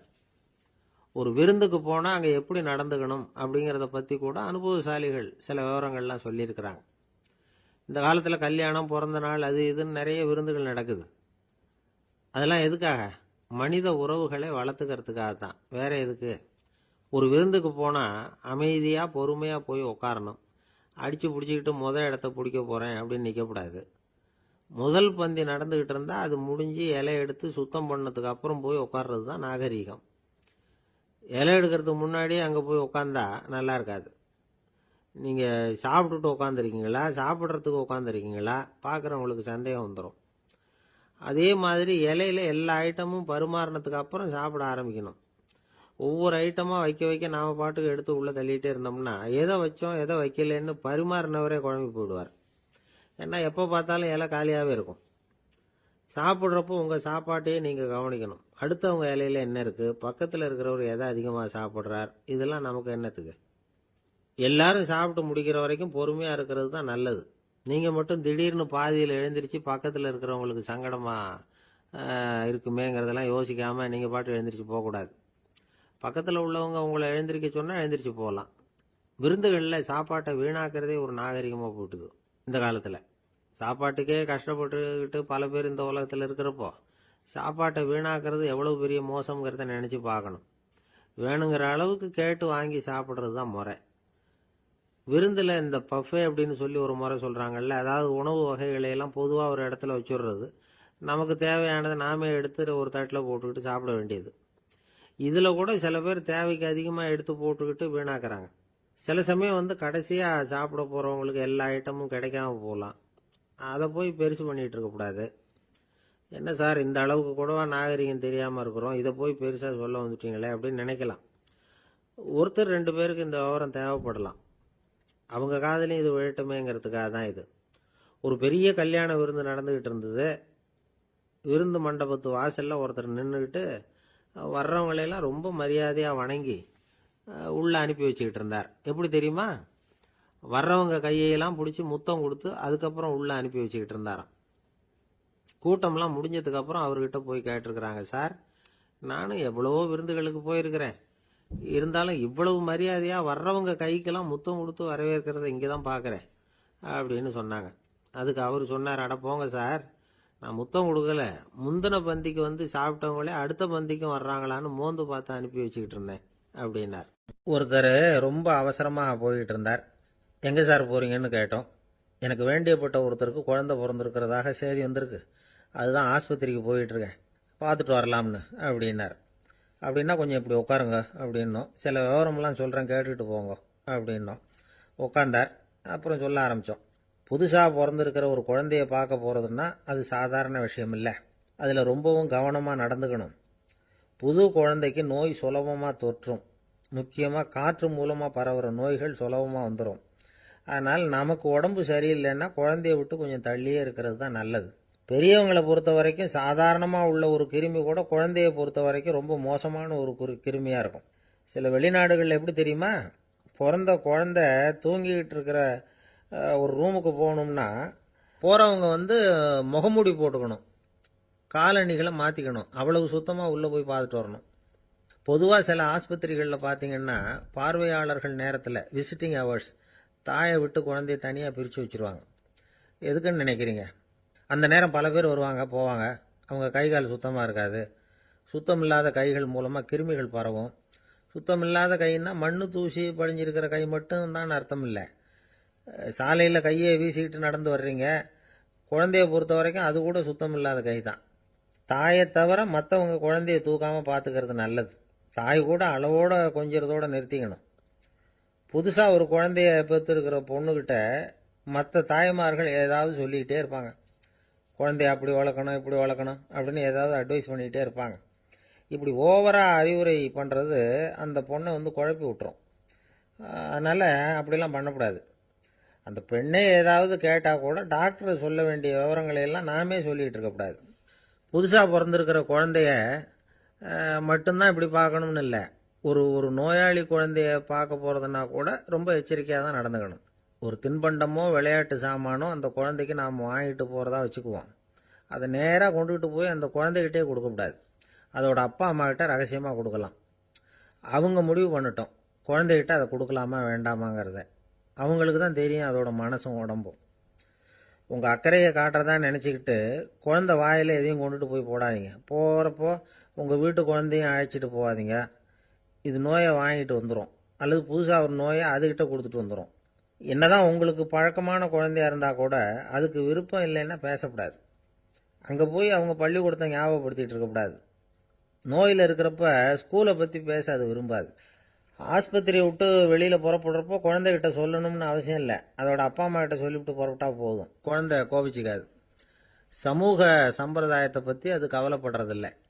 இப்படி எல்லா விவரமும் நம்ம எதிரில் உட்காந்துருந்தவங்க கிட்ட சொல்லி முடித்தோம். ரொம்ப நன்றி சார் அப்படின்னு சொல்லிவிட்டு அவர் புறப்பட்டார். குழந்தைங்க கொஞ்சம் வளர்கிற வரைக்கும் தான் நாம் எச்சரிக்கையாக இருக்கணும்னு இல்லை, வளர்ந்த பிறகு இன்னும் எச்சரிக்கையாக இருக்கணும். ஒரு பையன் பள்ளிக்கூடத்துலேருந்து திரும்பி வீட்டுக்கு வந்தான். முகம் பூரா நகத்தால் கீறி இருந்தது. அப்பா பார்த்து பயந்துட்டார். யாருடா உன்னை இப்படி பண்ணது அப்படின்னார். என் கூட படிக்கிற இன்னொரு பையன்னா. நாளைக்கு உன் கூட பள்ளிக்கூடத்துக்கு வர்றேன், நீ எனக்கு அவனை அடையாளம் காட்ட முடியுமான்னார். அது ரொம்ப சுலபம் நான் பையன். எப்படின்னார் அப்பா. அவன் காதில் ஒன்றை கையோடு எடுத்துகிட்டு வந்திருக்கிறேன், இதோ என் பையில தான் வச்சுருக்கேன் அப்படிங்கிறான் அந்த பையன். அன்பா இருக்கணும்னு அநேக பெரியவங்க சொல்லியிருக்கிறாங்க. நாமளும் அதை கேட்டுட்டு அன்பு காட்டுறதுக்கு தயாராக தான் இருக்கிறோம். அதை வாங்கறதுக்கு தான் ஆளை காணும். இருந்தாலும் அன்புல எத்தனையோ வகை உண்டு. அதை சரியா புரிஞ்சுக்கிட்டு அதுக்கப்புறம் அன்பு காட்ட ஆரம்பிக்கணும். வகையை புரிஞ்சுக்காம அன்பு காட்டினா வம்புல மாட்டிக்க வேண்டியதுதான். அன்புன்னா சாதாரணமா நினைச்சு விடாதீங்க. அதுல எவ்வளவு விதம் தெரியுமா? இரக்கம், கருணை, காருண்யம், பந்துத்துவம், பட்சம், பாசம், நேசம், விசுவாசம், அபிமானம், காதல், பக்தி, இப்படி பல விதமா அதை பத்தி சொல்லி வச்சிருக்கிறாங்க பெரியவங்க. இந்த வார்த்தைகள் எல்லாம் நாம கேள்விப்பட்டதுதான். இருந்தாலும் அதுகளுக்குள்ள என்ன வித்தியாசம்னு கேட்டா சரியா சொல்ல தெரியாது. அதனால இந்த வார்த்தைகளுக்கெல்லாம் பெரியவங்க என்ன விளக்கம் சொல்றாங்கன்னு இப்ப பார்க்கலாம். எளியவர்கள் மேல செலுத்துற அன்பு இருக்கு பாருங்க, அதுக்கு இரக்கம்னு பேரு.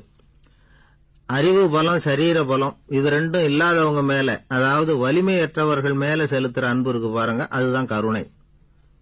எறும்புல இருந்து யானை வரைக்கும் சகல ஜீவராசிகள் மேலேயும் காட்டுற அன்புக்கு காருண்யம்னு பேரு, ஜீவகாருண்யம். சிவி சக்கரவர்த்தி காட்டின அன்பு இந்த ரகம். உறவினர்கள், சொந்தக்காரங்க, அவங்க வசதியா இருந்தாலும் வறுமையில் இருந்தாலும் வித்தியாசம் இல்லாம காட்டுற அன்பு இருக்கு பாருங்க, அதுக்கு பேரு பந்துத்துவம். ஒரு எஜமானன் வேலையாள்கிட்ட காட்டுற அன்பு இருக்கு பாருங்க, அதுக்கு பேரு தான் பட்சம். அவனும் தன்னை மாதிரி மனுஷன்தாங்கிற நினைப்பு வேணும். ஒரு தாய் தன்னுடைய குழந்தை மேல, ஒரு குழந்தை தன்னுடைய தாய் மேல செலுத்துற அன்புக்கு பாசம்னு பேரு. ஈருடல் ஓர் உயிர்னு நினைக்கிறது இது. ராமரும் கௌசலையும் இதுக்கு உதாரணம். தம்மை ஒத்த நண்பர்கள் கிட்ட செலுத்துற அன்புக்கு நேசம்னு பேரு. வயசு, செல்வம், அந்தஸ்து இந்த வித்தியாசமெல்லாம் பார்க்காம அவங்க சுக துக்கத்துல சமபங்கு எடுத்துக்கிறது இது. கிருஷ்ணன் குசேலர்கிட்ட காட்டினது இந்த ரகம். வேலை செய்யறவன் முதலாளி கிட்ட காட்டுற அன்புக்கு விசுவாசம்னு பேரு. தேசத்து மேலையும் தாய்மொழி பேர்லையும் செலுத்துற அன்புக்கு அபிமானம்னு பேரு. தேசாபிமானம்னு சொல்றமே இதுதான். ஒரு கணவன் மனைவி பேர்ல காட்டுற அன்புக்கு காதல்னு பேரு. கடவுள் பேர்ல செலுத்துற அன்புக்கு பக்தின்னு பேரு. இப்படி அன்புல பல ரகம் இருக்கிறப்போ அதுல உள்ள வித்தியாசம் தெரியாம இடம் மாத்தி அன்பு காட்டினா இடைஞ்சல் தான். சரி, இந்த அன்பை பத்தி விஞ்ஞானம் என்ன சொல்லுது தெரியுமா? இதயத்தை பாதுகாக்கிறதுக்கு முக்கியமா தேவைப்படுற ஒண்ணு இந்த அன்புதான்னு சொல்லுது. நெதர்லாந்து விஞ்ஞானிகள் இதை ஆராய்ச்சி பண்ணியே கண்டுபிடிச்சிருக்கிறாங்க. கொஞ்சம் முயல் குட்டிகளை 2 பிரிவா பிரிச்சாங்க.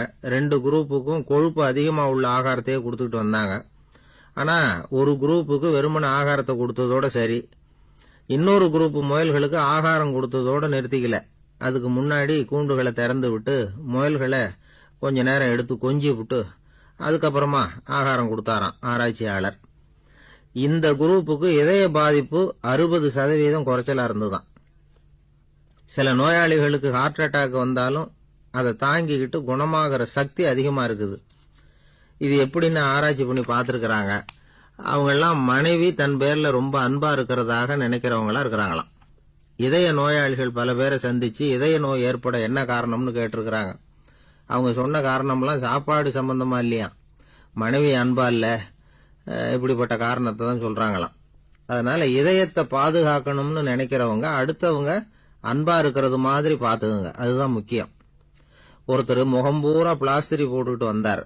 ரொம்ப கோபமா, என்னங்க ஆச்சுன்னு விசாரிச்சேன். எல்லாம் உங்களால தான் சார்னார். விவரமா சொல்லுங்களேன். என்ன, உங்க தகவலை கேட்டுட்டு ஒரு பூனைக்குட்டியை கையில எடுத்தேன், அன்பா அதை தடவி கொடுக்கறதுக்காக. ஆனா அது முந்திக்கிட்டது, அது என் முகத்தை தடவி கொடுத்துட்டுது, முகம் பூரா நகை கீறல், அதுதான் இப்படி அப்படின்னார். அன்புல அறிவு சேராததுனால வந்த கோளாறு இது. காஞ்சிபுரத்துல பல்லவ ராஜா ஒரு கோவில் கட்டினார், கைலாசநாதர் கோவில். அதுக்கு கும்பாபிஷேகம் பண்றதுக்கு ஒரு நாள் குறிப்பிட்டு அதுக்கு வேண்டிய ஏற்பாடுகள்லாம் பண்ணினார். முதல் காரியமா கடவுளை வேண்டிக்கிட்டார், நீங்க இந்த கும்பாபிஷேகத்துக்கு நேர்ல வந்து கலந்துக்கணும்னார். கடவுள் அந்த ராஜா கனவுல வந்தார். நீ கும்பாபிஷேகம் வச்சிருக்கிற அதே நாள்ல அதே நேரத்துல எனக்கு இன்னொரு ஊர்ல ஒரு கும்பாபிஷேகம் இருக்குது, அதுக்கு போக வேண்டியிருக்கு. அதாவது திருநின்ற ஊர்ல என்னுடைய பக்தர் ஒருத்தர், அவரும் ஒரு கோயில் கட்டி கும்பாபிஷேகம் செய்யறார், நான் அதுக்கு போக வேண்டியிருக்கு, அதனால உன்னுடைய தேதியை நீ மாத்தி வச்சுக்கோ அப்படின்னார். கடவுள் தான் எங்கேயும் இருக்கிறவராச்சே, அவர் நினைச்சா 2 இடத்துலயும் இருந்து கோயில் கும்பாபிஷேகத்தை நடத்த முடியாதா? ஏன் இப்படி செய்யல? அது ஒரு முக்கியமான காரணத்துக்காக தான். திருநின்ற ஊர்ல இருந்த பூசலாருங்கிற அந்த அடியாரின் பெருமையை இந்த உலகத்துக்கு எடுத்து காட்டணுங்கிறதுக்காகத்தான் கடவுள் அந்த ராஜா கிட்ட அப்படி சொன்னார். சரி, அந்த அடியார் அப்படி என்னதான் பெருசா கோயில் கட்டி விட்டார்? ராஜா கட்டின கோயிலை விட பெருசா? அவர் கட்டினது கருங்கல்லாலேயோ மண்ணாலேயோ மரத்தாலேயோ இல்ல. அவர் கட்டின கோயில் வேற மாதிரி. அது மனசால கட்டின கோயில், மனசுக்குள்ள இருக்கிற கோவில், மனக்கோவில். அந்த அடியார் தன்னோட மனசுக்குள்ள மாசக்கணக்கா ஒவ்வொரு கல்லா சேர்த்து கட்டின கோவில். இந்த விஷயம் ராஜாவுக்கு தெரியாது. அவர் என்ன நினைச்சுட்டாரு, அது நாம கட்டின கற்கோயிலை விட ரொம்ப பெருசா இருக்கும் போல இருக்கு அப்படின்னு நினைச்சுட்டாரு. சரி, அப்பேற்பட்ட அந்த கோயிலை தரிசனம் பண்ணிவிட்டு வருவோம் அப்படின்னு நினைச்சு ராஜா திருநின்ற ஊருக்கு போறார். அங்க போய் பார்த்தா கோயிலையும் காணும், ஒன்னையும் காணும். கடைசியில பூசலார் கட்டின மனக்கோவில் தான் அதுங்கிறத அவர் புரிஞ்சுக்கிறார். உடனே அந்த அடியாரின் காலில் விழுந்து வணங்குறார். அவரோ, இது மனசால முயன்ற கோவில், இதுக்கு இத்தனை பெருமையா அப்படின்னு ஆச்சரியப்படுறார். இதுல ஆச்சரியப்படுறதுக்கு ஒண்ணும் இல்ல. ஆண்டவன் விரும்புறது அகபக்தியை தவிர புற தோற்றங்களே அல்ல. இத நாம புரிஞ்சுக்கிட்டோம்னா நமக்குள்ள எந்த வேறுபாடுகளும் வர்றதுக்கு வழியே இல்லை. இன்னொரு ராஜா இருந்தார். அவரு ஆண்டவனுக்கு படைக்கிறதுக்காக ஒரு தார் நல்ல செவ்வாழை பழமா எடுத்துக்கிட்டு போகணும்னு நினைச்சார். அதனால முத நாளே அதை வாங்கிட்டு வர சொன்னார் வேலைக்காரங்கிட்ட. வேலைக்காரன் போனா கடத்தெருவில் ஒரு தார் பழம் வாங்கினா. வர்ற வழியில அவன் குடிசை, அப்படியே எட்டி பார்த்துட்டு போவோமேன்னு நினைச்சான். போனான். அங்க இவனோட குழந்தை பாவம் பசியால கத்திட்டு இருக்கு. இவன் பார்த்தான், இவ்வளவு பெரிய தாரில் ஒரு 2 பழம் எடுத்தா தெரியவா போகுது அப்படின்னு நினைச்சு ஒரு 2 பழத்தை பிச்சு அந்த குழந்தைகிட்ட கொடுத்தான். அது அதை வாங்கி வயிறார சாப்பிட்டுது, பசி அடங்குச்சு, விளையாட போயிட்டுது. இவன் அதுக்கப்புறம் வாழைப்பழத்தை எடுத்துக்கிட்டு அரண்மனைக்கு வந்தான். 2 பழம் பிச்சிருக்கிறது ராஜாவுக்கு தெரிஞ்சு போச்சு. இவன் உண்மையை சொல்லிவிட்டான். உடனே ராஜா, கடவுளுக்கு படைக்க வேண்டிய பொருளை குழந்தை எச்சில் பண்ண விட்டுருக்கியே அப்படின்னு சொல்லி அவனை கட்டி வச்சு சாட்டையால் அடிச்சார் பாவம். மறுநாள் பழத்தை கோயிலுக்கு எடுத்துட்டு போனார். கடவுள் முன்னாடி வச்சார். கடவுள் கண்ணை திறந்து பார்த்தார், பழம்லாம் அழுகி இருக்குது. என்ன இது அழுகி போன பழம் அப்படின்னார். ராஜா முழிச்சார். நல்லா தானே இருந்தது அப்படின்னு நினைச்சார். அப்போ கடவுள் அந்த ராஜா கிட்ட சொன்னாராம், இத பாருப்பா, இந்த தாரில் 2 பழம் தான் நல்ல பழம், அந்த 2 பழங்களையும் நேத்திக்கே நான் சாப்பிட்டுட்டேன் அப்படின்னாராம். அப்பதான் ராஜாவுக்கு புரிஞ்சுது, ஏழை குழந்தையின் பசியை தீர்க்கறதுக்காக உதவுன அந்த 2 பழம் தான் இறைவன் சாப்பிட்ட பழம்னு. இறைவன் இருக்கிற இடம் எது? இதுதான். என்ன சார் உங்க பையன் என்ன செஞ்சுட்டு இருக்கிறான் இப்போ அப்படின்னு கேட்டார் ஒருத்தர். அடிக்கடி கண்ணாடி முன்னாடி நின்று அழகு பார்த்துக்கிட்டு இருக்கிறான் சார் அப்படின்னாரு அப்பா. இளம் பருவம் இப்படிதான் இருக்கும், அதையெல்லாம் சாதாரணமாக நினைச்சுடாதீங்க அப்படின்னாரு அவரு. என்ன சார் சொல்றீங்க, கண்ணாடி முன்னாடி நின்றுக்கிட்டு நேரத்தை வீணாக்கிக்கிட்டு இருக்கான், அதை ஒரு பெரிய விஷயமா நான் நினைக்கணுமா அப்படின்னாரு இவர். இளம் பருவத்தில் இளைஞர்களுக்கும் சின்ன பொண்ணுங்களுக்கும் அடிக்கடி கண்ணாடியில் பார்க்கணும்னு தோணும். அது வெறுமனே அழகு பார்க்கறது மட்டும் இல்லை, அவங்க தங்களையே தேடி கண்டுபிடிக்கிற ஒரு முயற்சி அது. இது ஒரு மனோதத்துவ விளைவு. இது வரைக்கும் சின்ன பிள்ளையா இருந்துட்டோம், இனிமேல் நாமளும் மற்றவங்க மாதிரி மனிதர்கள் தான் அப்படிங்கிற உணர்வு அவங்களுக்கு வருது. தங்களோட முகம் எப்படி இருக்குது, அழகு எப்படி இருக்கு, உடம்பு நேரம் எப்படி இருக்கு, முடி எப்படி இருக்கு அப்படிங்கறதையெல்லாம் கண்டுபிடிக்கிறாங்க. அதுக்கப்புறம் இன்னொரு ஆணோ பொண்ணோ தன்னை கவனிக்கணும் அப்படின்னு நினைக்கிறாங்க. இதெல்லாம் மனோதத்துவ உண்மைகள், இதெல்லாம் இயற்கை. இதை பார்த்துட்டு பெற்றவங்க பிள்ளைங்க கெட்டு போட்டாங்க அப்படின்னு நினைக்கக்கூடாது, அவங்கள திட்டிக்கிட்டே இருக்கக்கூடாது. இன்னைக்கு பல குடும்பங்களில் இதுதான் நடந்துகிட்டு இருக்குது. மனுஷ வாழ்க்கையிலேயே இப்படியும் இல்லாத அப்படியும் இல்லாத ஒரு பருவம் இளம் பருவம்.